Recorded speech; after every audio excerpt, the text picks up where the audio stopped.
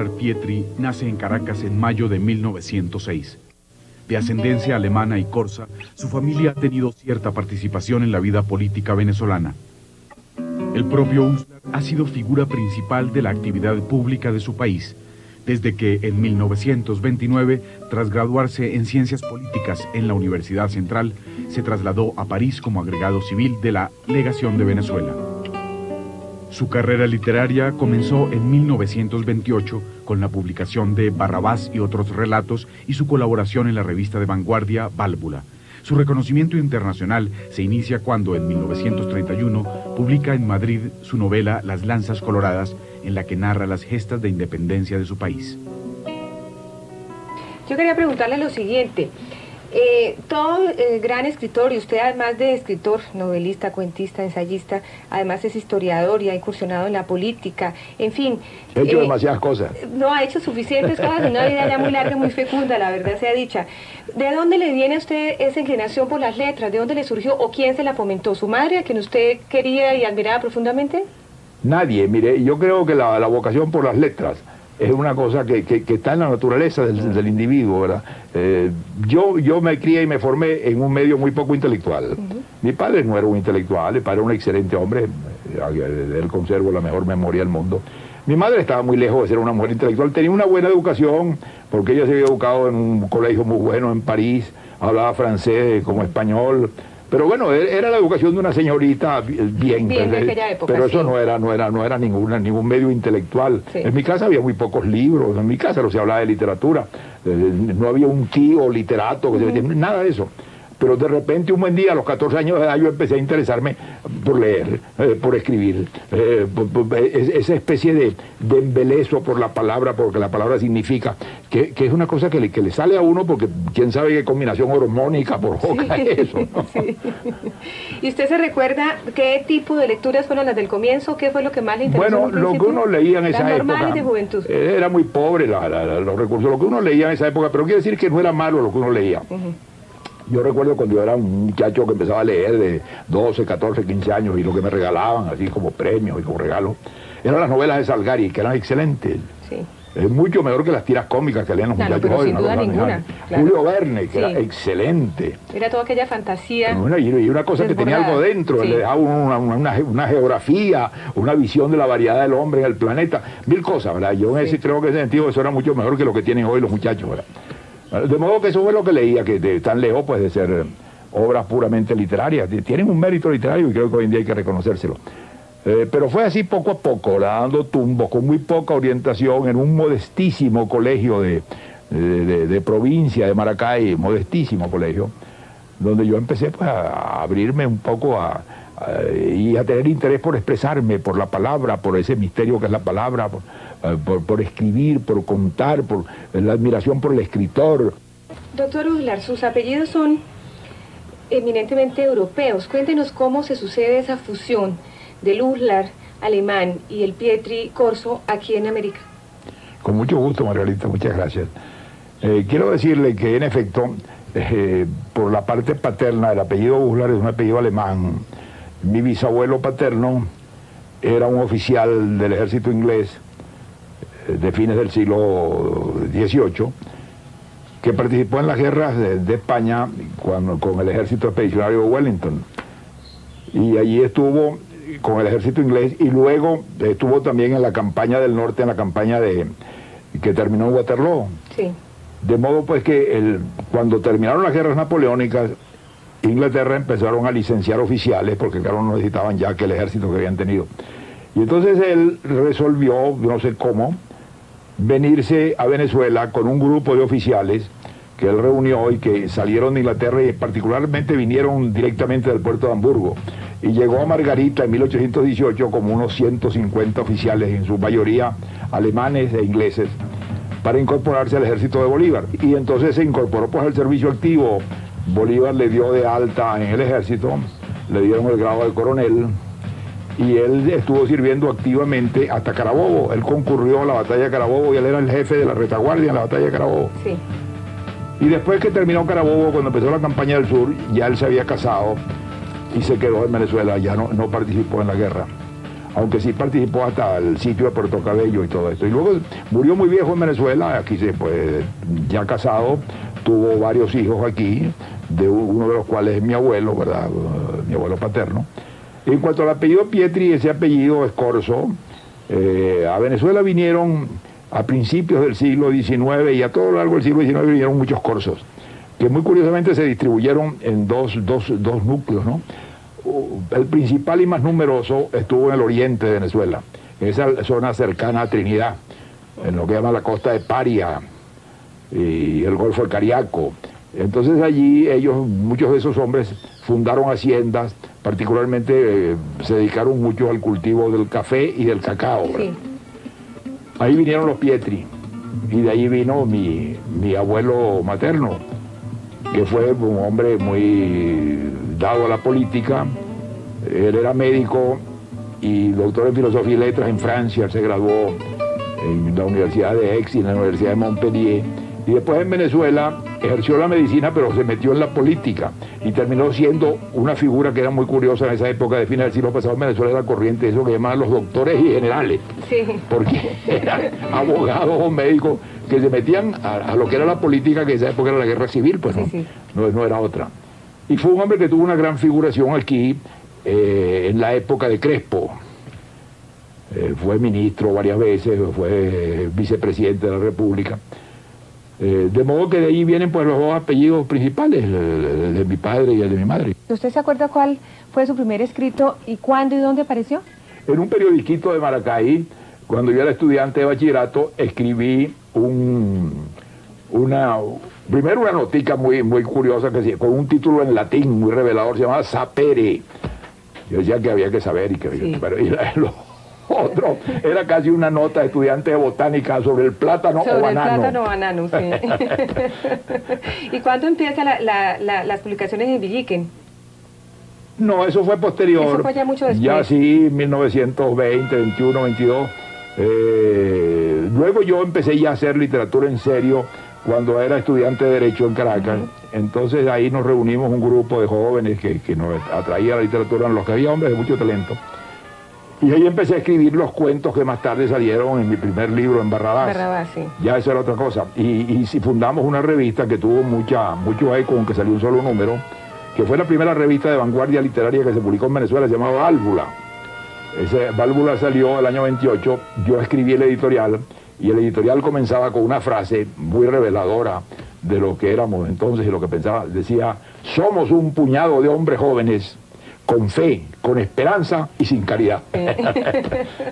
Y quiero decirle que eso revela muy bien la diferencia que había entre esa juventud y las juventudes posteriores. Esa era una juventud que creía. Nosotros creíamos que teníamos una misión. Nosotros creíamos que teníamos cosas que teníamos que hacer. Nosotros creíamos que había una hora del mundo en que estaban ocurriendo novedades importantes, que el mundo iba a cambiar y que nosotros estábamos en esa onda. Claro. ¿Verdad? De modo que era una actitud de esperanza, eso que decíamos en el editorial, con fe y con esperanza, era verdad, con fe y con esperanza. Lo de sin caridad era otra cosa, pero era sin caridad para los malos escritores. Entonces, desde luego, eso ha desaparecido. Ya en el mundo no he vuelto a ver vanguardia más nunca, no existe. Hoy en día, si usted dice ¿cuál es la vanguardia de la literatura y del arte actual? No hay.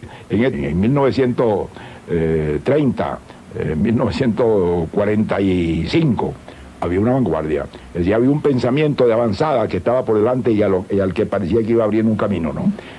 Perdón. Bueno, esa es la tinta.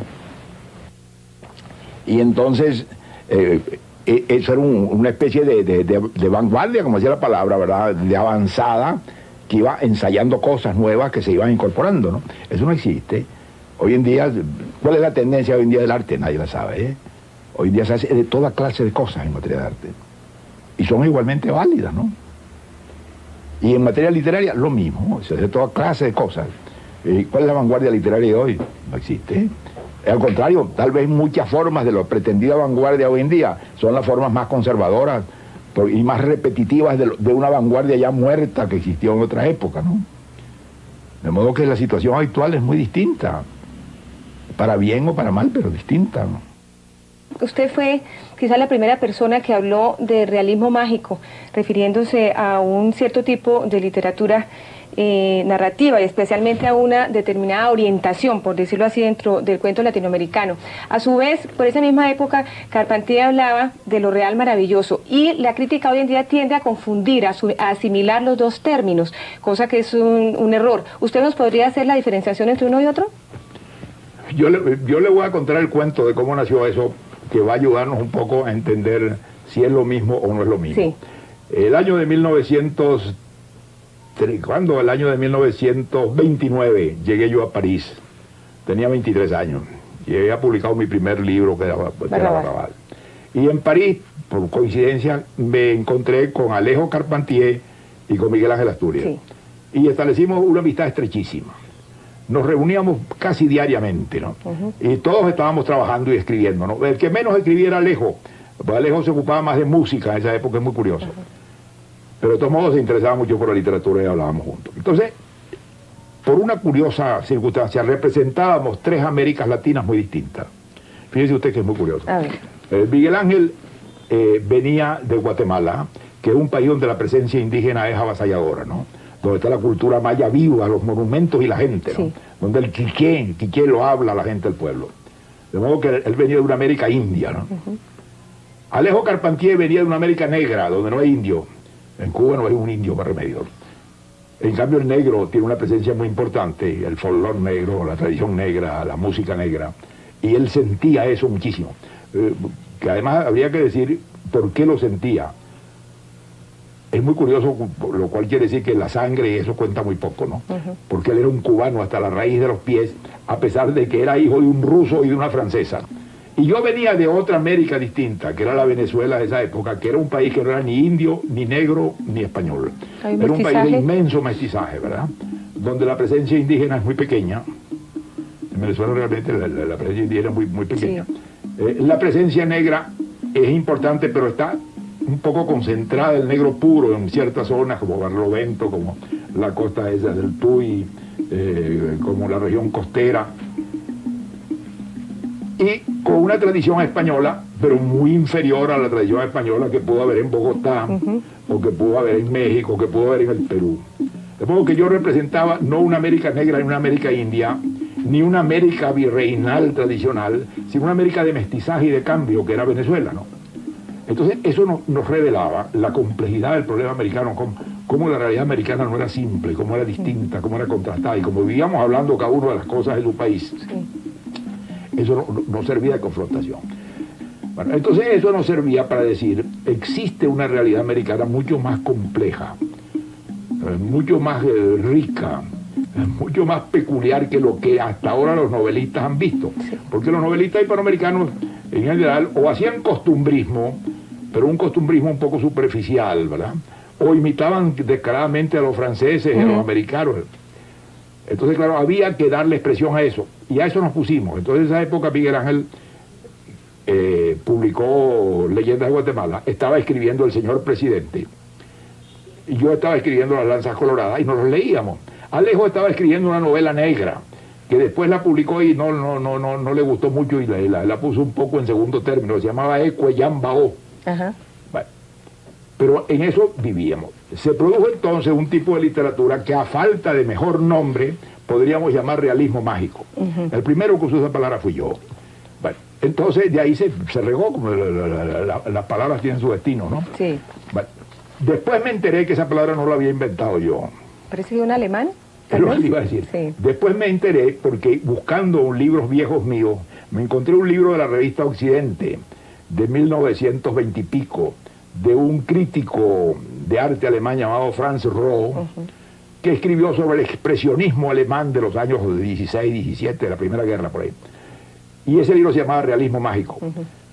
Seguramente, y yo lo leí, claro, ese libro y me impresionó mucho, pero luego me olvidé de él. Pero eso entró a ese torrente subconsciente. Sí. Y cuando estaba yo buscando una palabra para definir eso, me vino el realismo mágico sin darme cuenta de que no estaba inventando nada. De que ya estaba inventada. Pero pegó la palabra y la palabra se ha pegado. Después Alejo, por esa misma época, Hablo de lo real maravilloso. A mi modo de ver es lo mismo. Hay gente que se ha puesto a hilar delgado y a decir que eran dos cosas distintas. No es verdad. No es verdad. Yo conocí mucho a Alejo y no eran dos, no teníamos dos conceptos distintos. Estábamos hablando de lo mismo. De lo mismo. Él me llamaba con una palabra y yo la llamaba con otra. Pero lo que estábamos reflejando era ese hecho, era esa sobrerealidad, esa realidad compleja de mezcla cultural, de naturaleza mágica, de vida mágica, que está en lo hispanoamericano tradicional. Tras permanecer varios años en Europa, regresa a Venezuela en 1934 y da comienzo a un fecundo trabajo en diarios y revistas sin descuidar sus preocupaciones políticas. En efecto, desempeña sucesivamente varios cargos públicos y se convierte en uno de los ministros de Estado más jóvenes de su país, secretario del Ejecutivo y asesor de múltiples misiones internacionales. Doctor Ular, es precisamente en esta época, si no estoy mal, cuando incursiona usted pues en la política y en la cosa pública, porque es un ministro muy precoz. Cuéntenos un poquito de esta etapa, ¿qué lo llama de la vida pública? Bueno, indudablemente que me llamaba a la vida pública el interés por mi país. Todos los hombres que nos formamos ya bajo la dictadura de Gómez, pensábamos pues que ese era un régimen por su naturaleza transitorio, que eso no podía durar más allá de la vida de este hombre, ni era posible ni era deseable, y que había que prepararse para una Venezuela distinta, sí, para ser un país democrático, para ser un país moderno, para todas esas cosas, ¿no? Bueno, eso estaba en el aire, sin concreción, pues no era que había planes concretos ni organizaciones, pero había. Y entonces cuando muere Gómez, desde luego aflora todo eso, ¿no?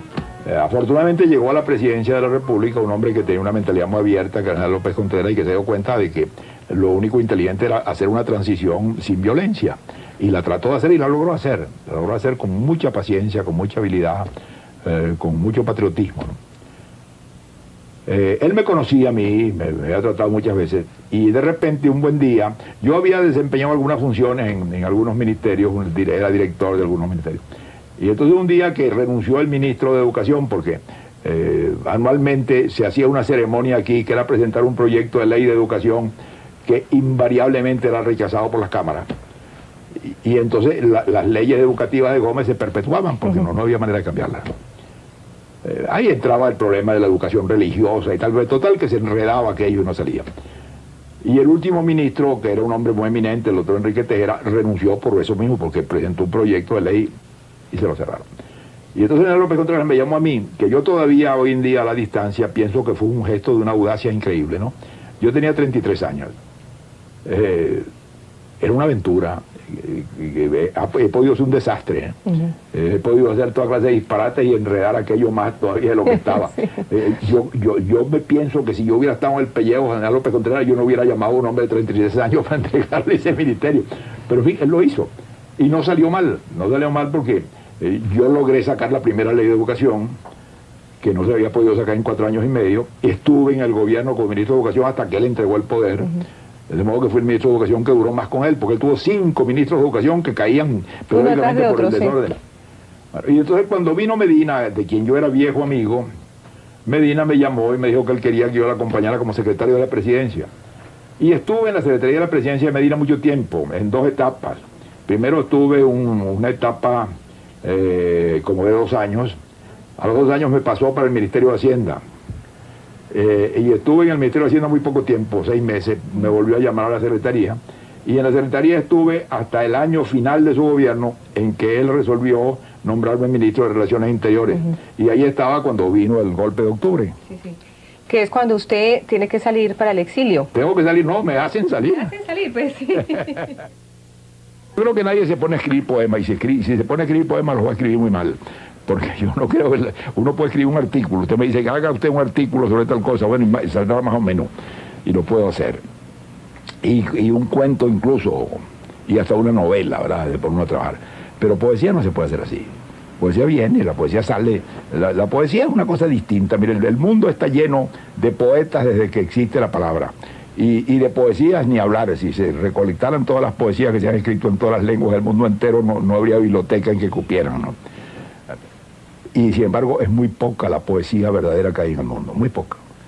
Yo creo que si se fuera a escoger lo que pudiéramos llamar la antología universal de la poesía, de la verdadera poesía, difícilmente pasaría de un libro de 1000 páginas, ¿no? Y tal vez no llegaría a eso. Sin embargo, todos los años se publican centenares de libros de poesía, la mayoría de los cuales no tienen de poesía sino el aspecto, ¿verdad? O la pretensión del que lo hace. Poesía es muy difícil. La poesía es de repente encontrarle a las palabras un sentido que no es el que ordinariamente tienen. Es el que de repente una palabra empieza a decir otra cosa.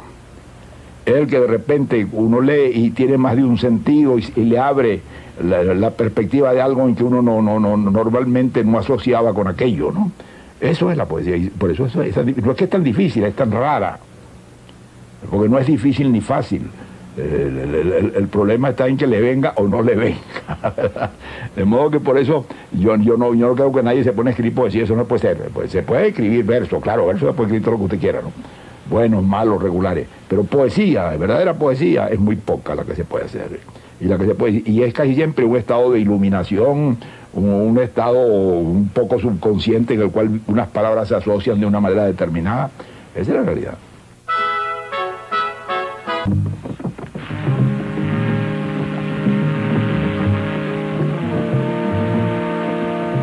Arturo Uslar Pietri nace en Caracas en mayo de 1906. Tras graduarse en Ciencias Políticas en la Universidad Central, se traslada a París como agregado civil de la Legación de Venezuela. A su regreso en 1934 participa activamente en la vida cultural de su país. Junto a la revista El Ingenioso Hidalgo y tras la muerte del dictador Juan Vicente Gómez, comienza una intensa carrera política. A lo largo de una década se desempeña sucesivamente como catedrático universitario, ministro de Educación, secretario de la República, diputado de la Asamblea Legislativa y ministro de Relaciones Interiores. El golpe de Estado de 1945 lo obliga a exiliarse en Nueva York, donde se desempeña como profesor visitante de la Universidad de Columbia. Su labor política lo ha llevado incluso a ser firme candidato a la presidencia de Venezuela. ¿Y qué pasa entonces? ¿Se va usted para los Estados Unidos? ¿Usted podría decir que esa es la peor etapa de su vida? Yo digo que fue la peor y la mejor, porque desde luego era la peor porque de repente de la noche a la mañana, de ser un hombre que tiene una posición muy importante en mi país, de ser el jefe del partido político más poderoso de Venezuela, de ser un hombre que tenía una posición gubernamental de primer orden durante 7 años ininterrumpidos, ¿verdad? De ser un hombre muy acatado y respetado del país, me encuentro de repente preso, mis bienes confiscados y desterrado del país. ¿Vale? Con una mujer y 2 niños. Y sin un centavo. Y yo fuera de Venezuela, ni dentro de Venezuela, yo no tenía nada, yo no tenía miseria, ¿no? ¿Y qué hace entonces usted? Entonces un amigo mío me prestó $3.000, que luego se subieron a 10.000. Y llegué a Nueva York, y en Nueva York tuve una suerte loca. Por eso digo yo que fue la peor y la mejor época de mi vida. O digo, usted se acuerda aquella frase muy buena con que comienza la novela de Dickens sobre la Revolución Francesa, que se llama Una historia de 2 ciudades. La historia de 2 ciudades, sí. Esa empieza con una frase muy buena que dice: fue el peor de los tiempos, fue el mejor de los tiempos. Bueno, yo puedo decir eso, para mí fue el peor de los tiempos y fue el mejor de los tiempos. Porque llegué a Nueva York sin saber qué hacer, ¿verdad? Me soltaron ahí. Y teniendo que producir y que trabajar, porque tenía una mujer y 2 niños.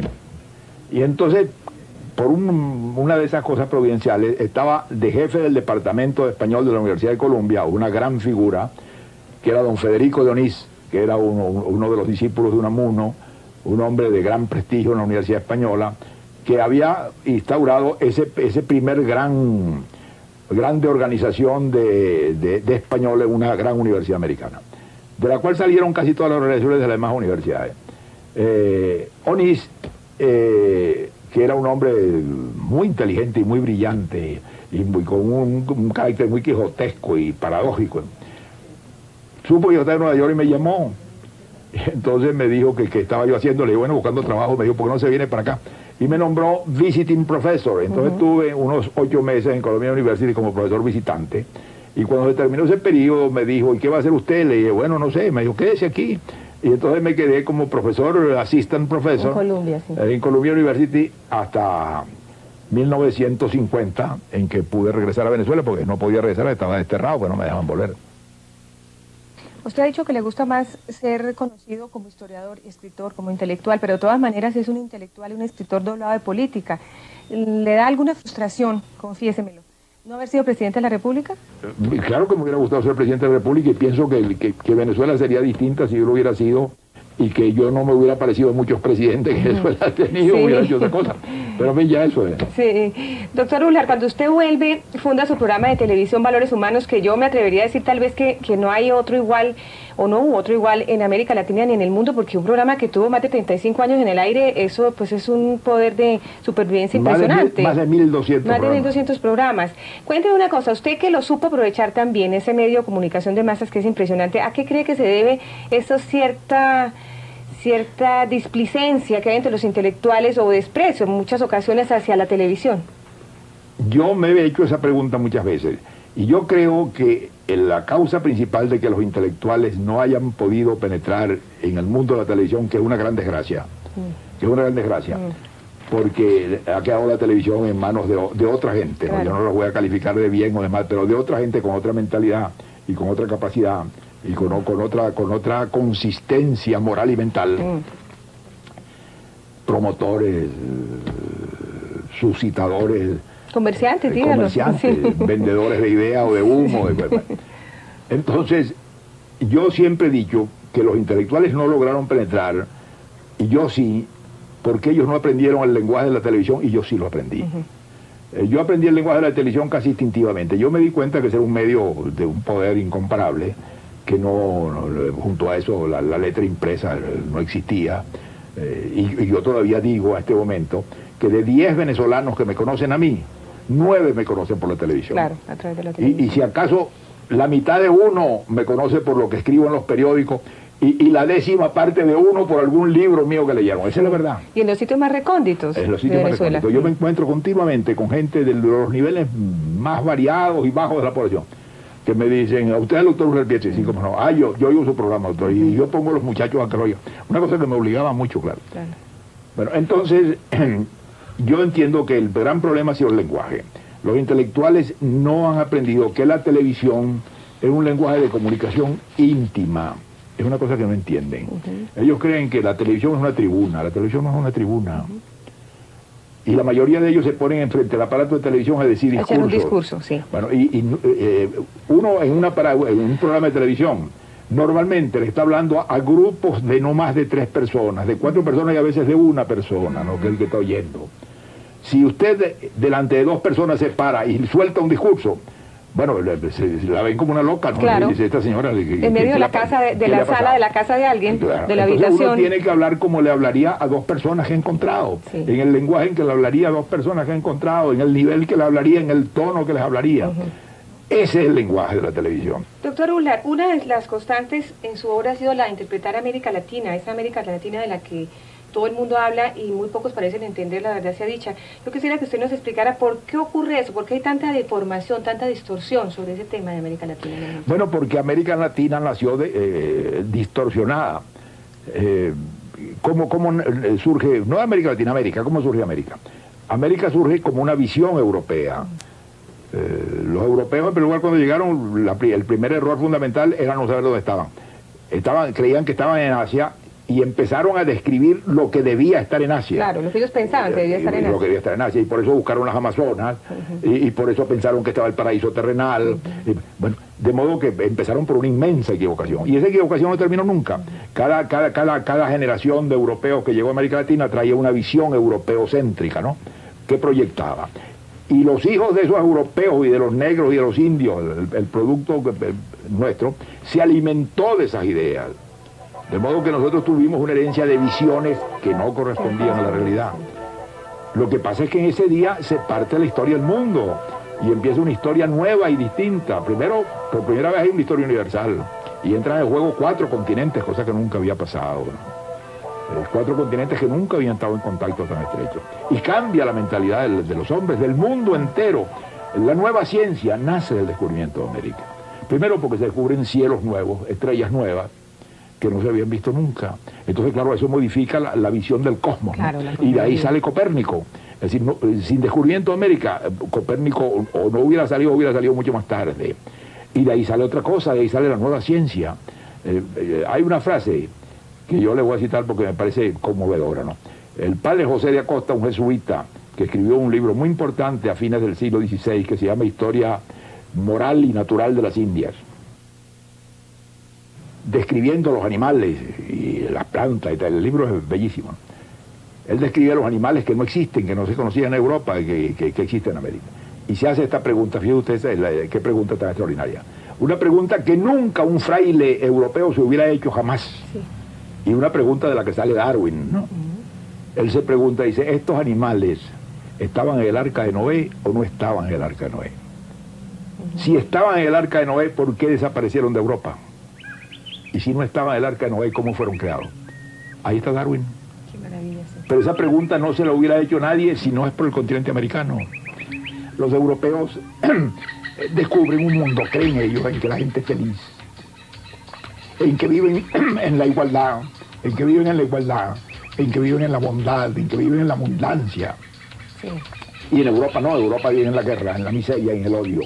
Entonces se crea una crisis de conciencia en los hombres de pensamiento de Europa. ¿Qué ha pasado para que nosotros dejáramos de ser felices, para que nosotros dejáramos de ser buenos y nos corrompiéramos, mientras que estos salvajes viven felices? Quiere decir que la sociedad es mala, la sociedad se corrompió, y de ahí nace la idea revolucionaria. La idea de revolución es americana, viene de una visión americana, viene de la visión del buen salvaje. De modo que uno podría decir, y no exageraría mucho, que Rousseau es un nieto de la Carta de Colón de 1493 y que Carlos Marx es un tataranieto de la Carta de Cristóbal Colón de 1493. Esa es la verdad. De modo que es un hecho de una importancia gigantesca que no tiene nada comparable en el mundo. Ahora reducirlo a que unos españoles se encontraron con unos indios y los colgaron y los mataron. La historia de la humanidad es espantosa. La historia de la humanidad está llena de crímenes. La historia de la humanidad es una historia de crímenes. De modo que no es que con eso vamos a celebrar los crímenes, ni mucho menos. Pero yo no veo que los europeos estén sentados las 24 horas del día con un pañuelo en la mano llorando porque en dos ocasiones en este siglo hicieron 2 guerras mundiales y mataron a 50 millones de hombres. No los he visto arrepentidos, ni llorando, ni tirándose los pelos. En cambio nosotros nos tiramos los pelos porque hubo matazones de indios y esclavitudes de negros. Pero de ahí ya nacimos nosotros, de ahí venimos, eso somos nosotros. Los líderes no han sacado nunca adelante ningún país. Los líderes han sido, cuando han sido realmente válidos, lo que han sido es intérpretes. Lo que han sido es intérpretes de una situación, de un estado de ánimo, de una ocasión histórica. La han sentido, la han interpretado, la han traducido en palabras o en acción, ¿verdad? Pero yo no creo que un señor marciano que llega a la Tierra con una teoría nueva conmueve al mundo. Eso es mentira, ¿no? Eso no es verdad. Y los líderes además nos han hecho mucho daño, porque ¿qué hemos hecho nosotros en el siglo XIX? Importar ideas, importarlas mal, adaptarlas mal, deformarlas mal. Si usted pone lo que fue el positivismo, por ejemplo, en América Latina, que dominó el pensamiento latinoamericano por siglos, y el positivismo original francés o inglés, hay un abismo, ¿no? Hay un abismo. Y entonces, claro, esa especie de importación continua de ideas nos ha falseado mucho y nos ha hecho no ver la realidad. Nosotros todavía no conocemos la América Latina, en su realidad no la conocemos. Nosotros tenemos una historia deformada por visiones, por conceptos europeos, por maneras de entender que hemos aprendido de otras gentes en otras circunstancias y que tratamos de meterla como una camisa de fuerza, ¿no?, a la realidad latinoamericana. Y por eso la entendemos tan mal y la hemos entendido tan mal. La obra literaria de Arturo Uslar Pietri se centra fundamentalmente en la narrativa y el ensayo, aunque eventualmente ha escrito también teatro y poesía. Autor de profunda raigambre humanista, Uslar Pietri acusa en su obra una especial predilección por temas y figuras de gran trascendencia histórica, como es el caso de las gestas de El Dorado y Lope de Aguirre, Simón Rodríguez y la didáctica de la independencia, Juan de Austria y la España donde nunca se ponía el sol. Tampoco le son ajenos los grandes asuntos del siglo XIX, como las jornadas de emancipación y los dramas del caudillismo latinoamericano. Novelas como Las Lanzas Coloradas y La Visita en el Tiempo, La Isla de Robinson y El Oficio de Difuntos ponen de manifiesto todas estas inquietudes y convierten a su autor en una de las figuras más altas de las letras iberoamericanas.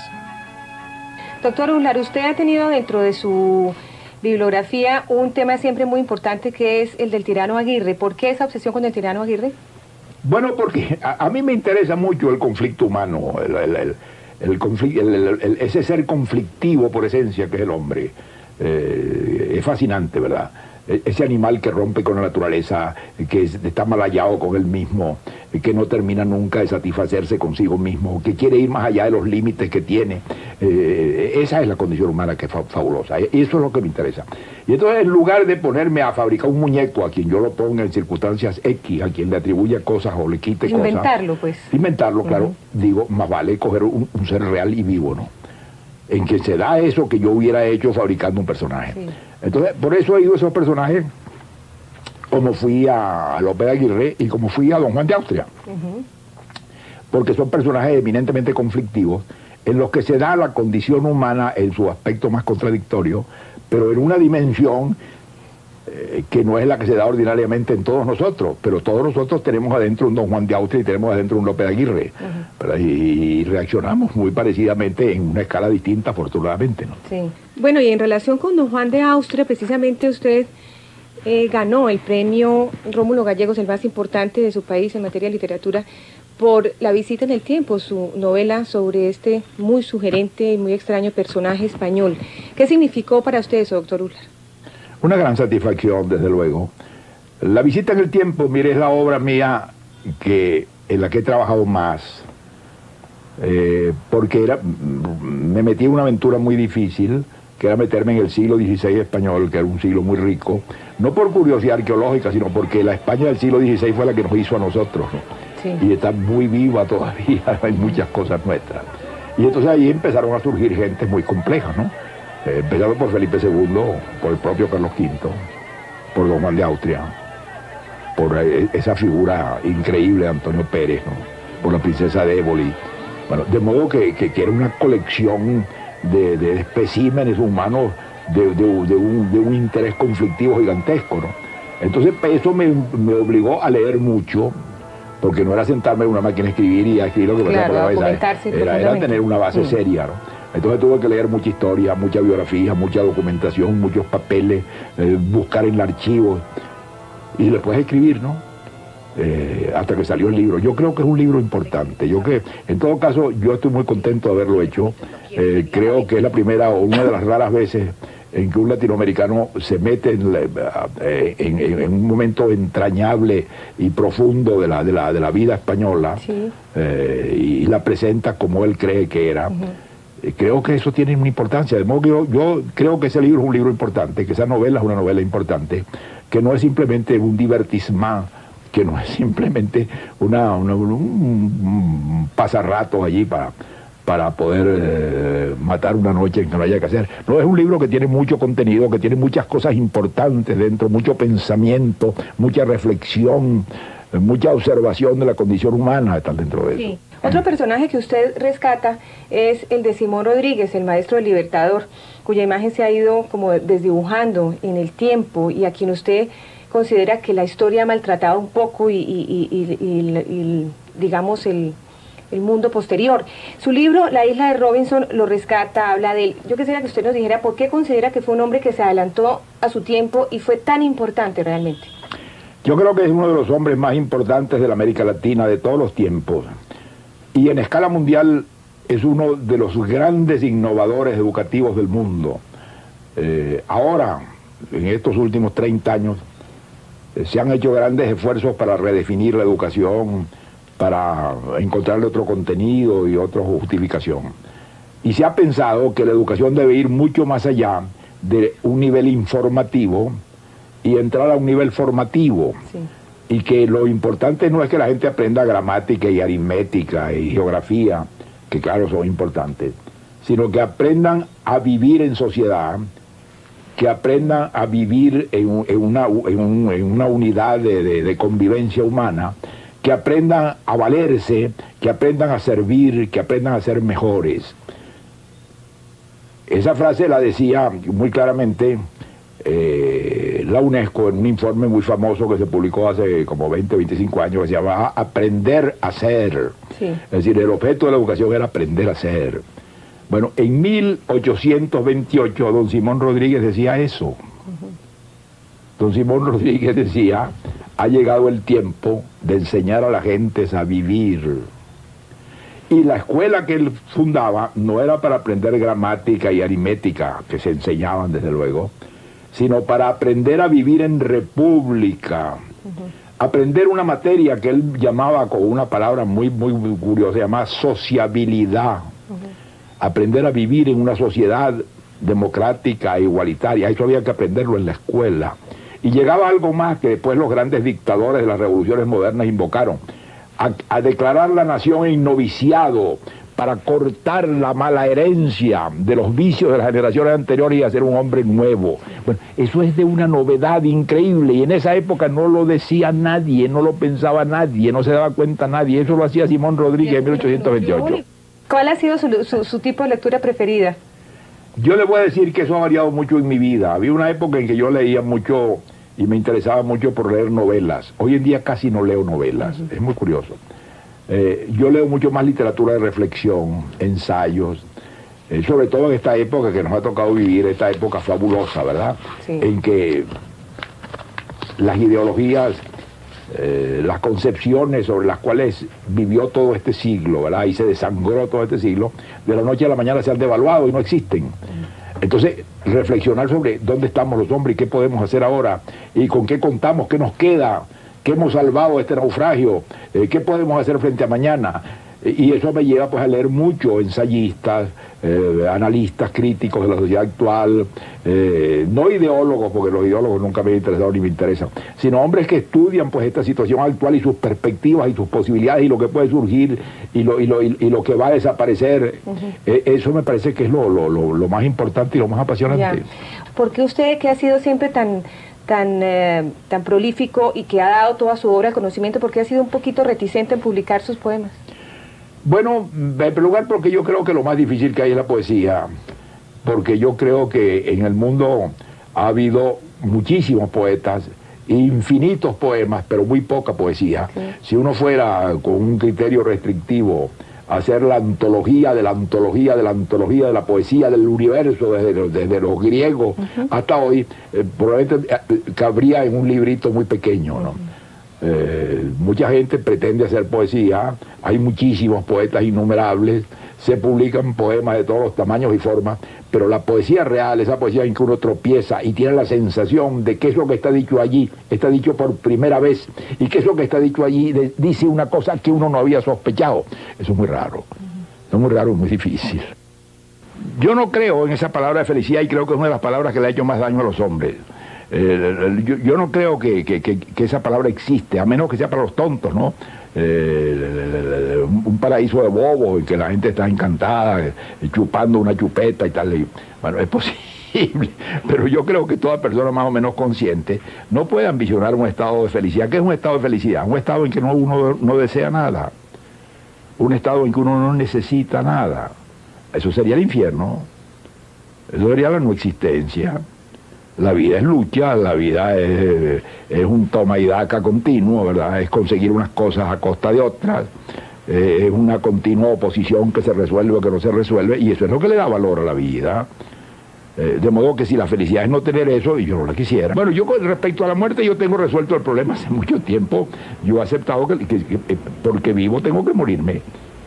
Lo que es que los hombres somos un poco tontos y pensamos que podemos tener la vida y no tener la muerte, ¿no? La vida y la muerte son indisolubles. Morimos porque vivimos y vivimos porque morimos.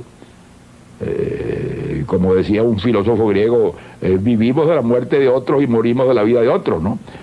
De modo que si se necesita tener un estado de ánimo muy arbitrario para uno decir de pronto, yo acepto la vida y me parece magnífica, pero la muerte la rechazo y la niego.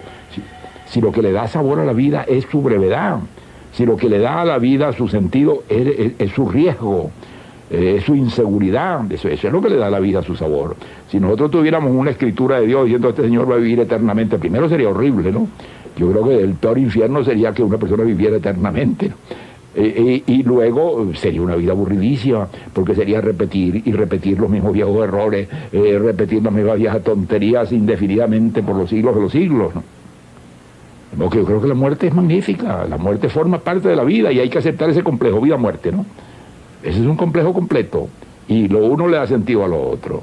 De modo que yo desde que tengo uso de conciencia, no digamos tanto, pero en fin, hace mucho tiempo, que yo he hecho mi arreglo con la muerte perfectamente. Yo lo acepto y sé que está ahí, que va a llegar un día. Y no le tengo miedo. No le tengo miedo, pues, no porque soy muy valiente, sino sencillamente porque no le tengo miedo como no le tengo miedo al sueño, ¿no? Si tengo que acostarme toda la noche y dormir. Sería horrible que yo dijera, no me voy a acostar porque me puedo quedar muerto dormir. No, vamos a dormir. Y así un buen día me voy a dormir por la eternidad, ¿no? Pero forma parte del mecanismo. Yo a la muerte no le tengo miedo. Yo lo que le tengo miedo es a la vejez. ¿Por qué, me dirá usted? Porque no es al hecho de desaparecer. Uno desapareció un día y se acabó, ¿no? Quedó lo que dijo, lo que hizo. Pero lo grave es la decadencia física. Lo grave es la tontería. Lo grave es la idiotez senil. Lo grave son los huecos y los baches de memoria. Lo grave es querer decir algo y no poderlo. Esa decadencia mental y física es la que es horrible, ¿no? Ahora la muerte no. Si a mí me garantizaran que yo voy a conservar más o menos mis facultades hasta un buen día en que me van a cerrar el switch, sería feliz, ¿no? Summertime and the living is easy.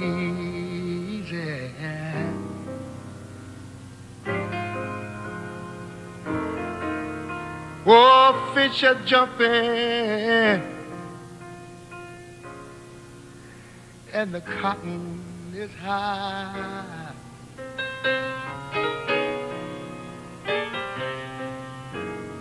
Oh, your daddy's rich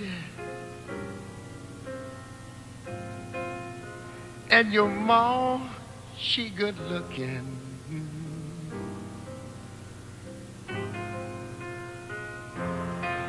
So why don't you just hush, little baby?